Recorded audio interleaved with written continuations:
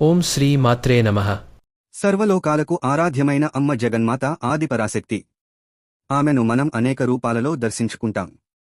సంపద, సౌఖ్యం, ఐశ్వర్యం, భక్తి, మోక్షం ఇవన్నీ ప్రసాదించే తల్లి ఆవిడే శ్రీ మహాలక్ష్మీదేవి.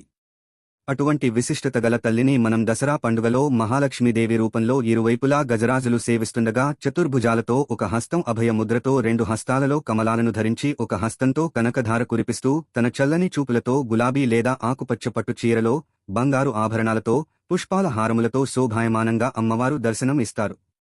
ఈ రోజున అమ్మవారికి పూర్ణాలు బెల్లంతో లేదా పంచదారతో చేసిన క్షీరాన్నం నైవేద్యంగా సమర్పిస్తారు.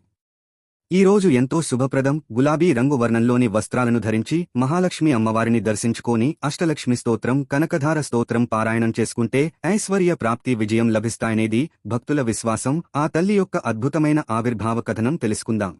ఒకసారి దేవేంద్రుని రాజ్యమైన అమరావతికి దుర్వాస మహర్షి వచ్చారు. ఇంద్రుని చూసిన దుర్వాసుడు అమరావతి అధిపతికి గౌరవ సూచకంగా తన మెడలోని దండనిస్తాడు. గర్వంతో కళ్లు మూసుకుపోయిన ఇంద్రుడు దండ ఇచ్చినది ఎవరన్న విషయాన్ని పట్టించుకోకుండా, కనీసం కృతజ్ఞతలు చెప్పకుండా ఆ దండను తన ఏనుగు తొండానికి తగిలిస్తాడు. తొండాన్ని అటు ఇటు ఆడిస్తూ ఏనుగు దండను కిందకి విసిరేసి కాళ్లతో తొక్కుతుంది. అసలే కోపిష్టి అయిన దుర్వాసుడు ఆ దృశ్యాన్ని చూసి అది తనకు ఎంతో అవమానంగా భావించి కోపోద్రుప్తుడై, ఓ ఇంద్ర, మితిమించిన అహంకారం గర్వాతిశయాలతో తించిన నిన్ను ఈ భోగభాగ్యాలన్నీ వీడిపోతాయి, నీ రాజ్యం నుండి లక్ష్మి వెళ్లిపోవుగాక అని తలపించాడు. అప్పుడు ఇంద్రుని కళ్లకు కప్పుకున్న తెరలు తొలగిపోవడంతో దూర్వాస మునిని క్షమించమంటూ వేడుకున్నాడు. అది విన్న దూర్వాసుడు శాపాన్ని అనుభవించక తప్పదని, అయితే విష్ణుమూర్తి కృపతో పూర్వ వైభవాన్ని పొందడం జరుగుతుందని చెప్పాడు. అనంతరం ఇంద్రుడిపై దూర్వాసుని శాపం పనిచేయడం ప్రారంభించింది. దూర్వాస మహర్షి శాపం మూలంగా ఇంద్రలోకంలో ఉన్న ఇంద్రుడి రాజ్యమైన అమరావతిలో క్రమక్రమంగా కష్టాలు మొదలవుతాయి. రాజ్యంలో సుఖశాంతులు కరువై ప్రజలు అష్టకష్టాల పాలవడం స్పష్టంగా కనిపిస్తుంది.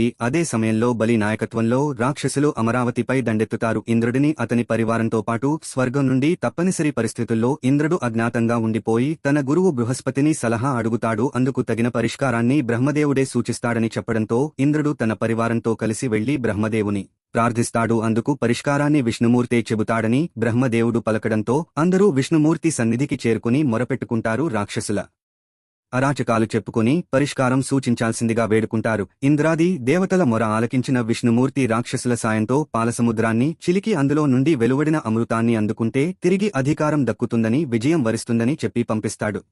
విష్ణుమూర్తి సలహా మేరకు దేవుళ్లు రాక్షసులు క్షీరసాగర మదనానికి ఒప్పుకుంటారు. వారి మధ్య జరిగిన క్షీరసాగర మదనం కూడా మరో యుద్ధ సన్నివేశాన్ని తలపించినట్లు పురాణాలు చెబుతున్నాయి. శ్రీహరి సలహా మేరకు దేవతలు రాక్షసులతో కలిసి మందార పర్వతాన్ని వాస్కితో పాలసముద్రాన్ని చిలకడం మొదలు పెడతారు. విష్ణుమూర్తి కూర్మావతార రూపం